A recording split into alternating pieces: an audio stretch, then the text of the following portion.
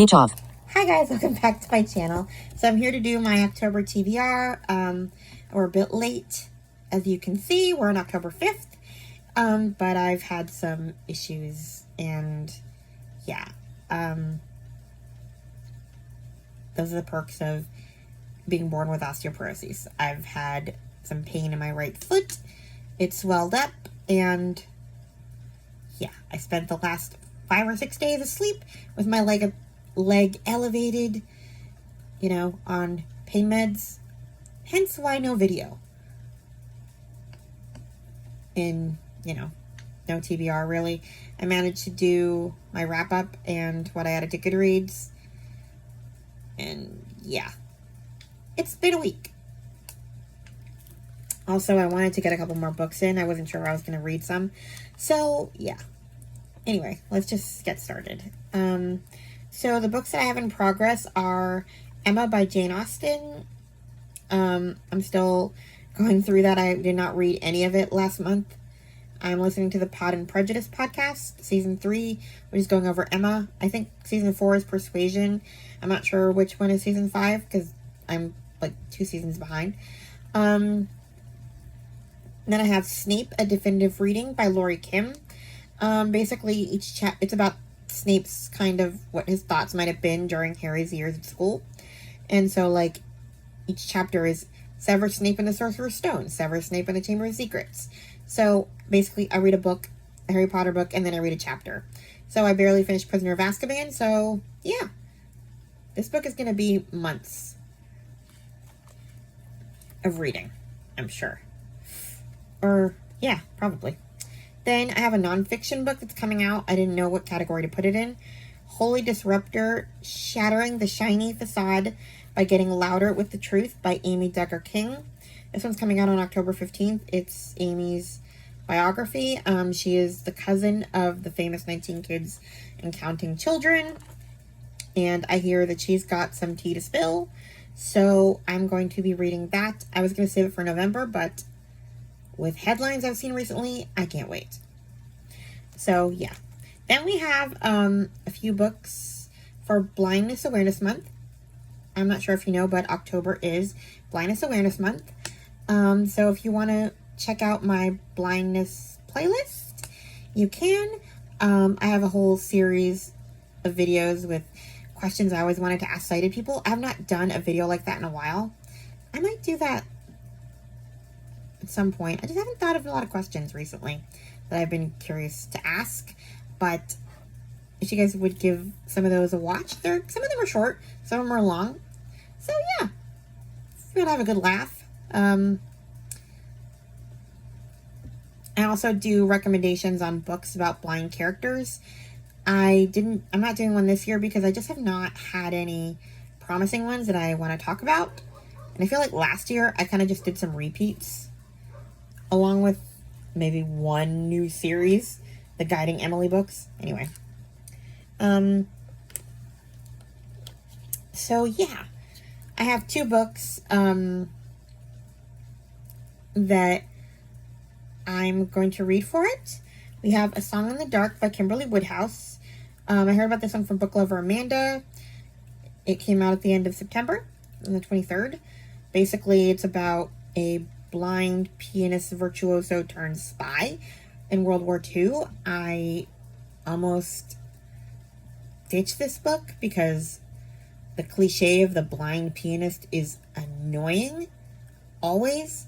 But, I mean, there's some spying in World War II and saving disabled people, so I'm going to try it.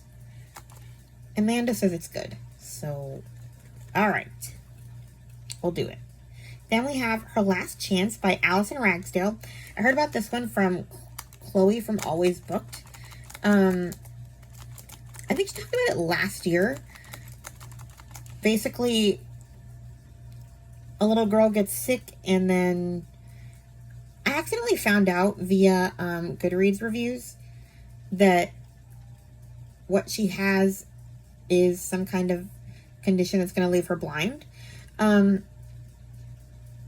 Although I should have realized it from the description because it says something about her light fading away. So they're trying to spend as much time as they can with her. I originally thought that meant she was dying, but apparently not. It means that she's losing vision.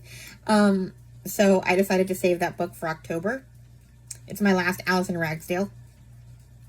So I love this author. And she has they're kind of like Jodi Picoult type books, where you have a difficult decision to make. And I guess this mother's difficult decision is, should she spend time with her husband, who I guess gets into some kind of car accident at some point, or should she spend time with her daughter who's going to go blind? I don't know. We'll see how I like it. Then we have some middle grade / YA books. I heard about Hallowtween from Storm Reads. I'm not following really any prompts. It's just a bunch of books that I happen to be planning on reading this month anyway.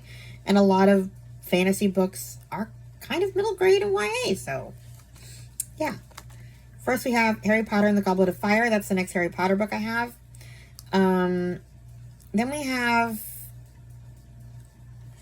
Hollowpox by Jessica Townsend, and her new one, I already forgot what it's called.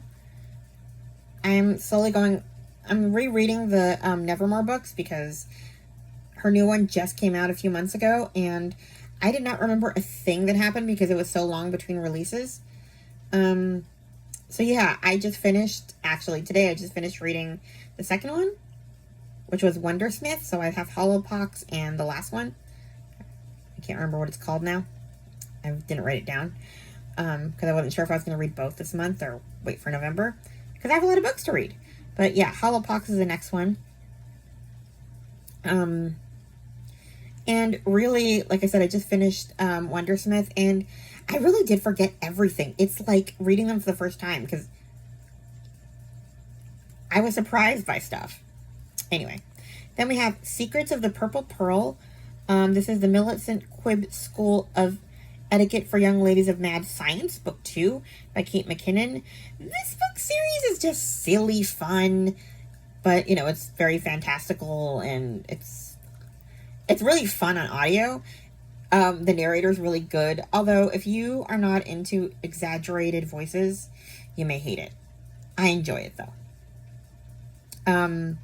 So I pre-ordered the second one, and I'm going in.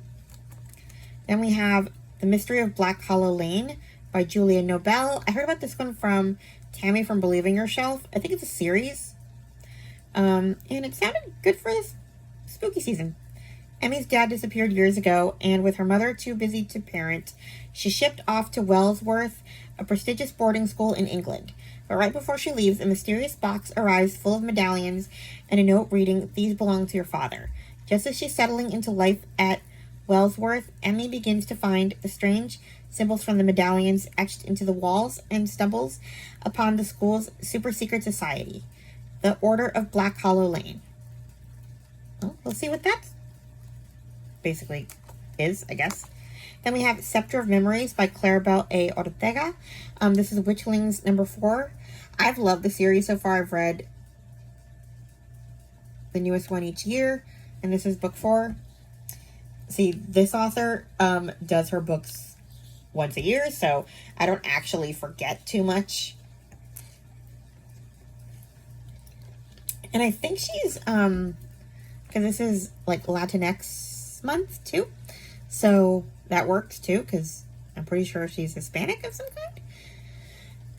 I always have a hard time finding books with Hispanic characters that I'm interested in reading for this month. I think it was from September 15th to October 15th. So, yeah. Then we have Beyond the Far Horizon, The Restorationist, Book 3 by Carolyn Lilliglau.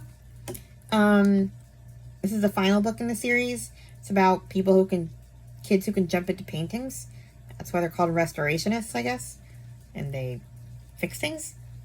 Then we have Witchy Cakes number 1, Sweet Magic by Cara Laurel. I heard about this one from Chloe. They're very short books. I did not realize how short they were. I almost bought it, and then I was like, wait, this audiobook is 30 minutes long? I'm not spending $5 for 30 minutes, so I'm on hold. So we'll see if I get to it. But it sounds fun. Welcome to the most magical bakery. Witchy Cakes. Little Blue, a witch in training, delivers baked goods all over their town and helps their neighbors with a touch of magic. It's a series, so yeah, I have the first one on hold at the library. I'm waiting. We'll see. Then we have The Age of Enchantment, Chronicles of Weatherby, #1 by Anna James. She also wrote the Pages & Co. series, so I could get into this. I mean, I like the Pages & Co. series, and yeah, it's the start of a new series, so. In Weatherby, everyone has magic inside them, grown from the changing seasons of spring, summer, autumn, and winter. But a rare few people are born with magic in their bones who can wield all 4 seasons of magic.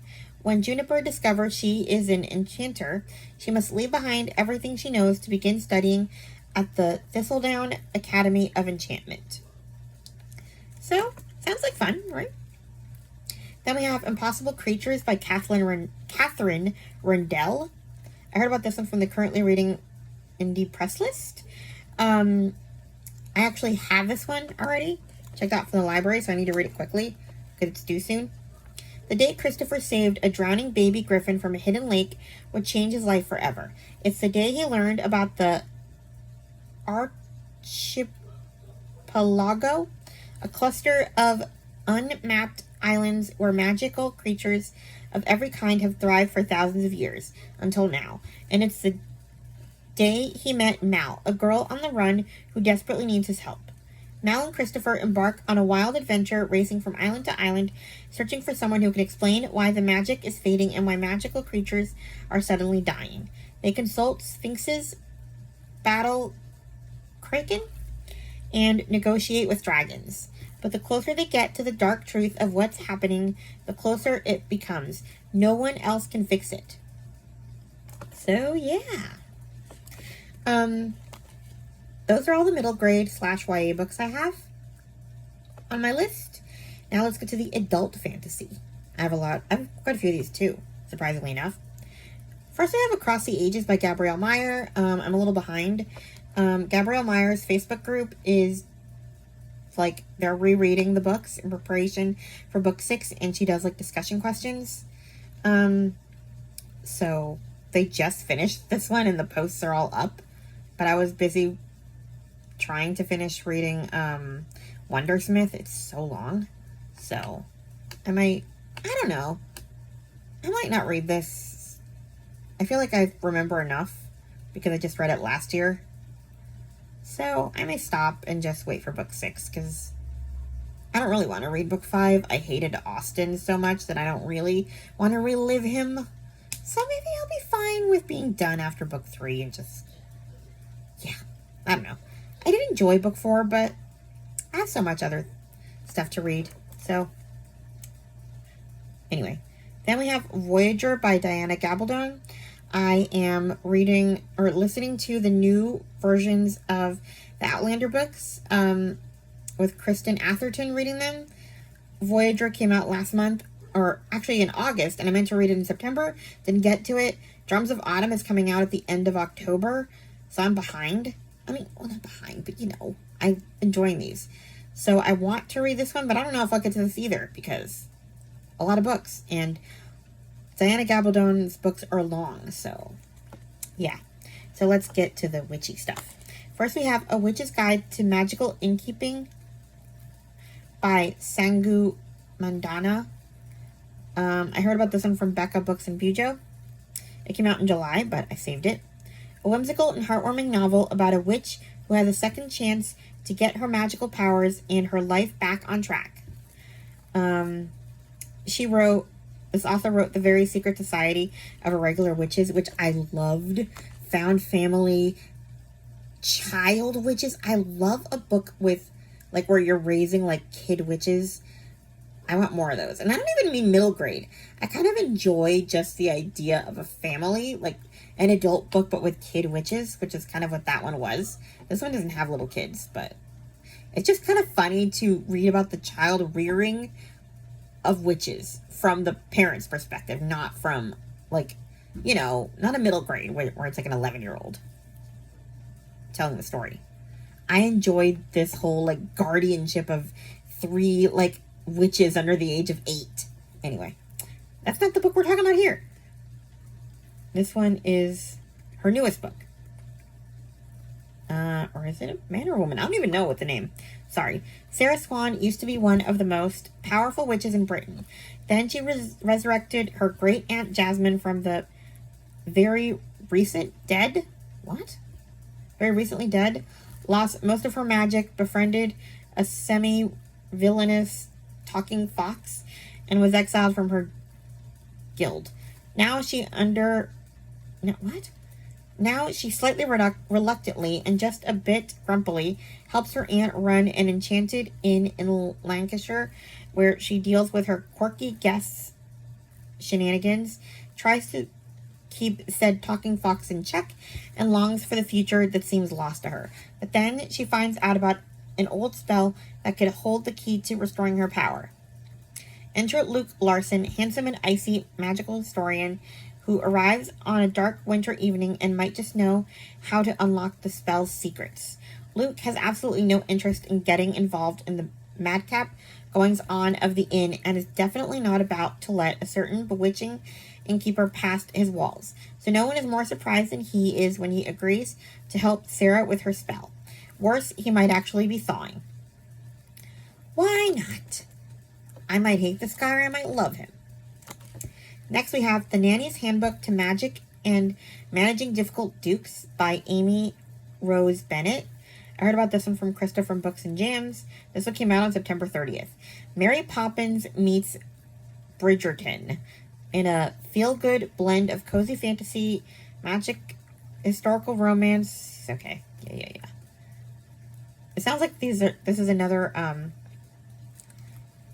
Kid Witches thing, which I'm into.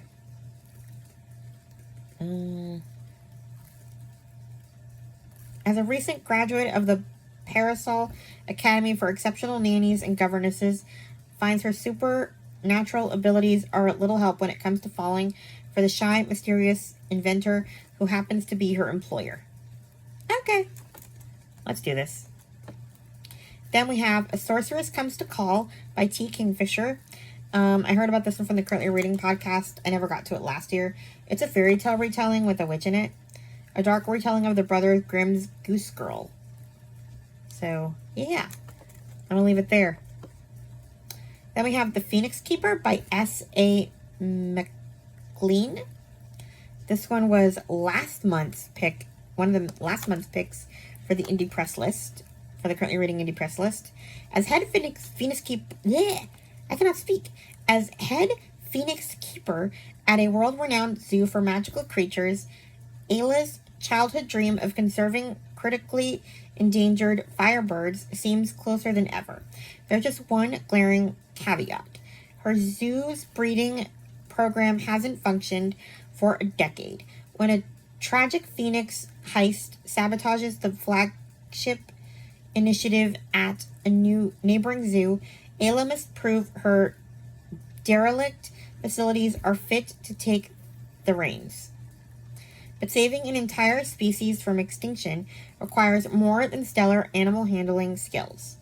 Carnivorous water horses, tempestuous thunderhawks, mischievous dragons. Ayla has no problems wrangling beasts, mustering the courage to ask for help from the hotshot griffin keeper at the zoo's most popular exhibit, virtually impossible. Okay. Oh. Especially when that hotshot griffin keeper happens to be her arch rival from college, Luciana?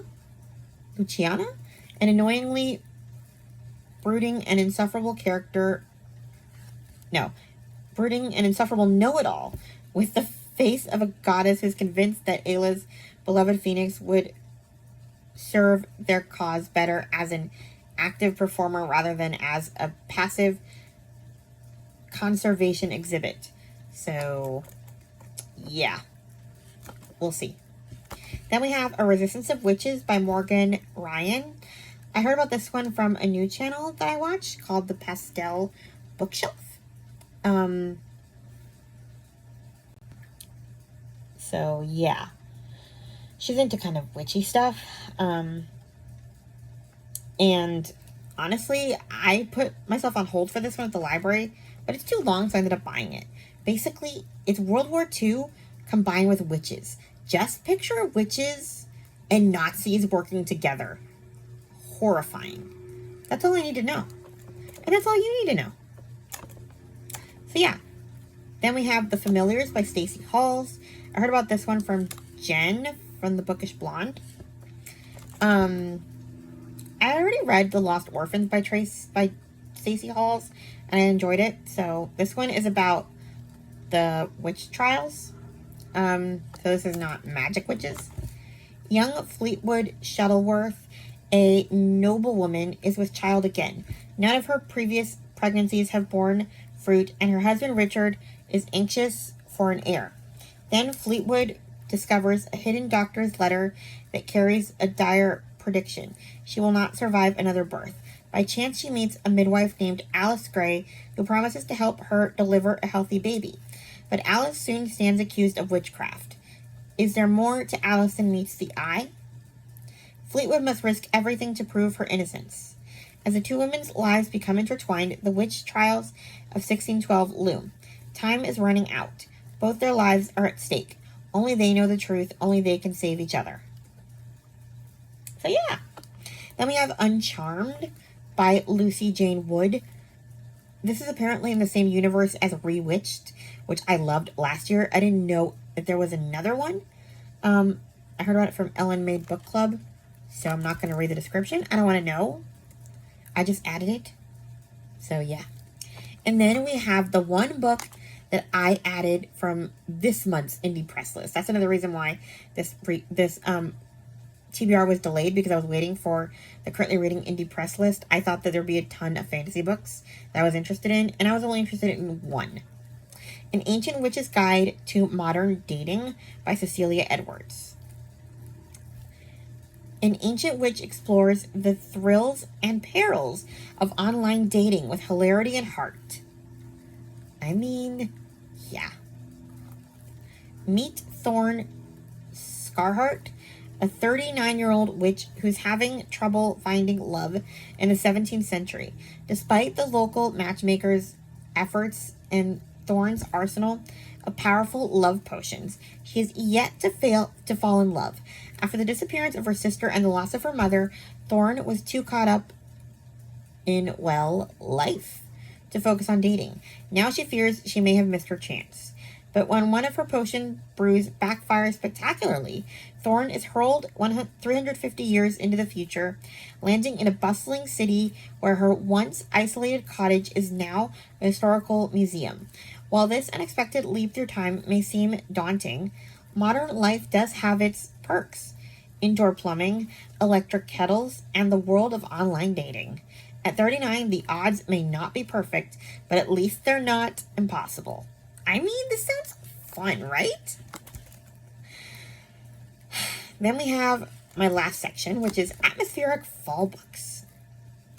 I'm not sure if I'll get to any of these, and I'm not really going to focus on them because they're not witchy, so I can read them in November just as well.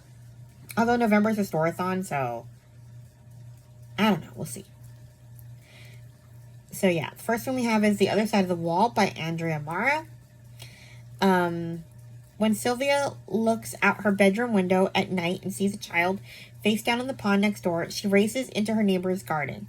But the pond is empty and no one is answering the door.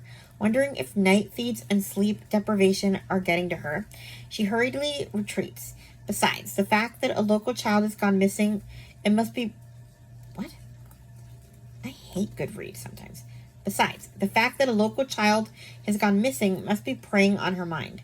Then, a week later, she hears the sound of a man crying through her bedroom wall.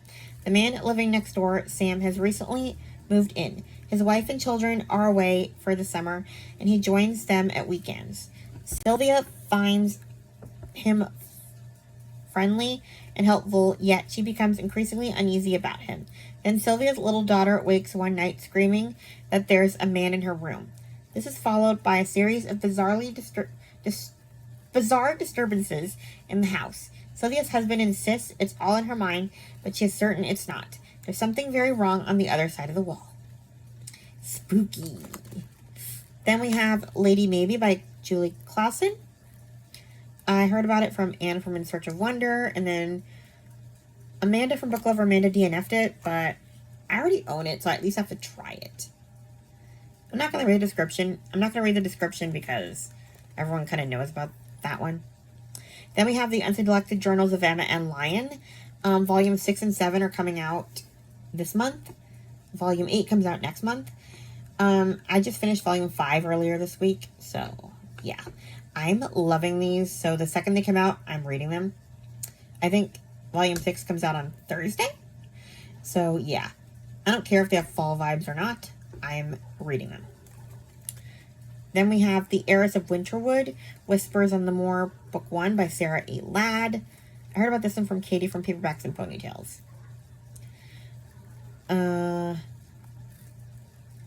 Basically, Amelia Barrett, heiress to an ancestral estate, defies family expectation and promises to raise her dying friend's daughter. And she's willing to basically do anything to be with this baby, including marrying her father, who had no interest in marrying her, but she proposes to him, and then the baby goes missing, and I don't know. Sounds, for some reason, I find books about governesses, like, I guess because of Jane Eyre, or just, like, old houses, very fall. So, yeah. Then we have The Governess of Penwith Hall by Sarah E. Ladd, another Ladd book? Okay. I found this one at an Audible sale. So, yeah.